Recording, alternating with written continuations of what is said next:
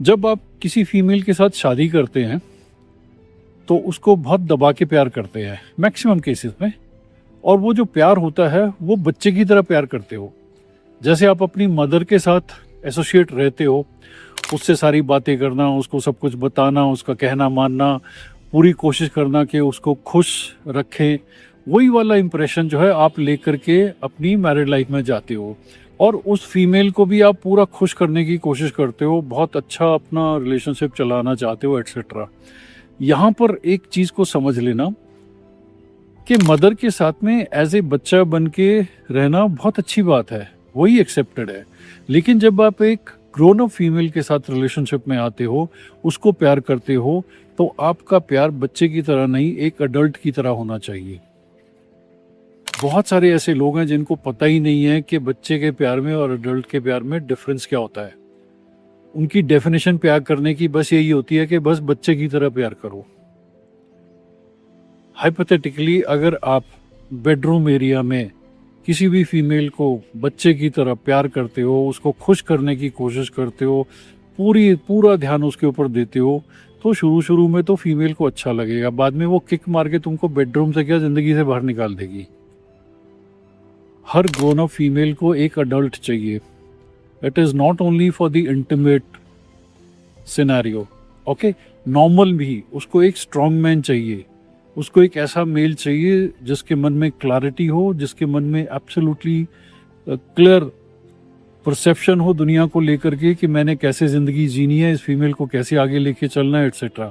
अगर आपने सारे डिसीजन फीमेल के ऊपर डाल दिए just to please her, just to feel good, तो मुश्किल आ जाती है। थोड़े टाइम के बाद में वो आपकी इमोशनल बकवास लेना बंद कर देती है। और एक मेल जब अपनी इमोशनल इनसिक्योरिटीज़ को किसी फीमेल से शेयर नहीं कर पाता है तो वो साइलेंट चला जाता है, उसके मन में बहुत अनकंफर्टेबल फीलिंग्स आ जाती है। तो अब आपको डिफरेंस पता होना चाहिए कि एक चाइल्ड लाइक लव और एक अडल्ट लव में डिफरेंस क्या होता है। आजकल लोग प्यार को एक बहुत ही गलत नज़रिए से देखते हैं। फीमेल की ज़रूरत से ज़्यादा देखभाल करो तो वो ग्रो अप ही नहीं हो पाती है, वो हमेशा बच्ची बन के रहती है। जैसे घर में उसको पालते थे, उसको लगता है कि बस ये बंदा भी वैसे ही मेरे को पालेगा। Let them grow.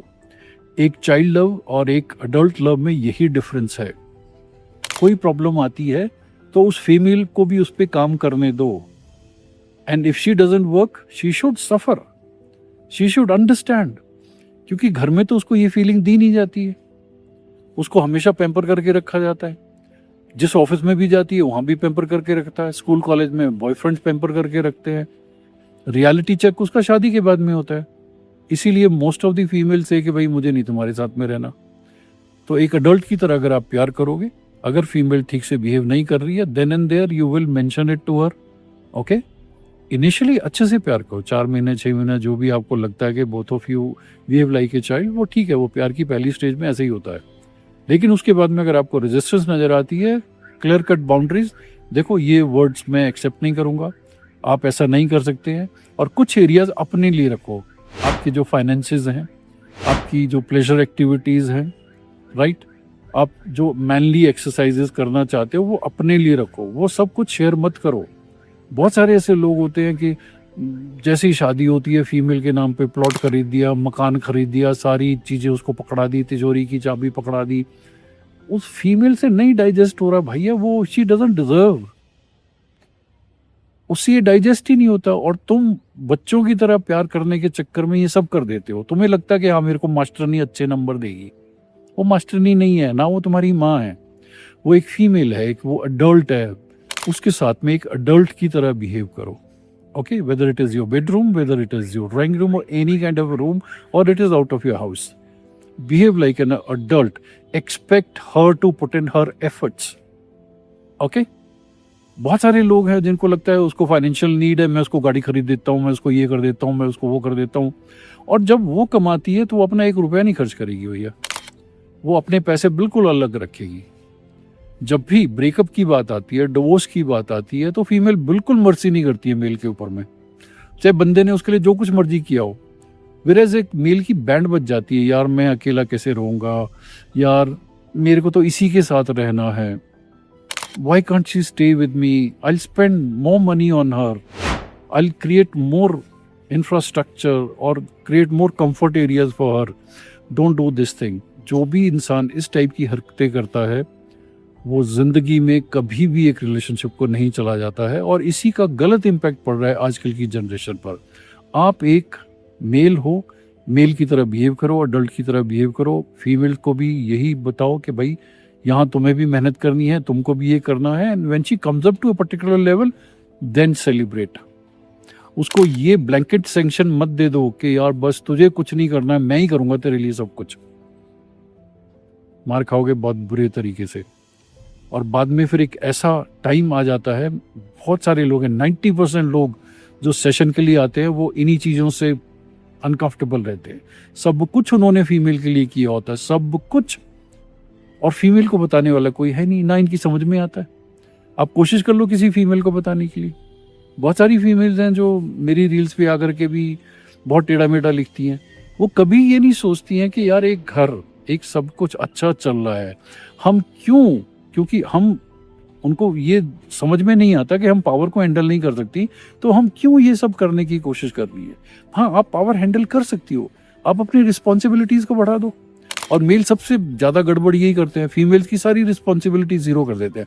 सिर्फ तो खाना बना लेना, और वो भी आया कुक वगैरह सब प्रोवाइड कर देते हैं। फीमेल के पास कोई रिस्पॉन्सिबिलिटी नहीं होती। जब रिस्पॉन्सिबिलिटी नहीं होती है तो वो, उसका दिमाग सटक जाता है। बहुत सारी फीमेल्स हैं, आईएएस ऑफिसर्स भी होती है, पुलिस में भी होती है, बड़े बड़े हाई फाई ऑफिसर्स होती है, उनके सिर पर रिस्पॉन्सिबिलिटीज होती है, इसीलिए वो बहुत अच्छे से अपने आप को कंडक्ट करती है।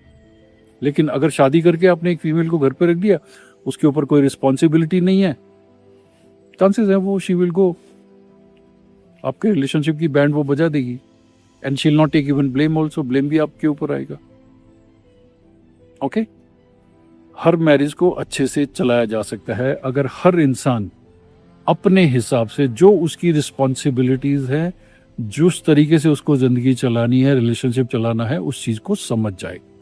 अगर एक मेल एडल्ट की तरह रहे, मेल बन के रहे, बहुत क्लियर कट रहे, जरूरत से ज्यादा अपने आप को फ्रेम से बाहर आकर के बच्चा बन के ना रहे, तो हर मैरिज चल सकती है।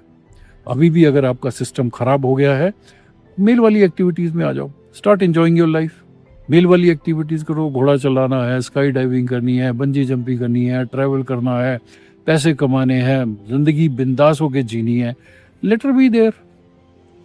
जिस दिन उसको ये रियलाइज हो जाएगा कि हाँ यार ये बंदा बहुत सही जिंदगी जी रहा है, चांसेस हैं she will join you back. नहीं तो most of them of course have already decided कि हम तो अलग रहेंगी। और अलग रहने के पैसे कौन दे रहा है भाई? घर कौन दे रहा है? आप ही तो दे रहे हो। ओके मर्द बनो मर्द। Take care, it's your life.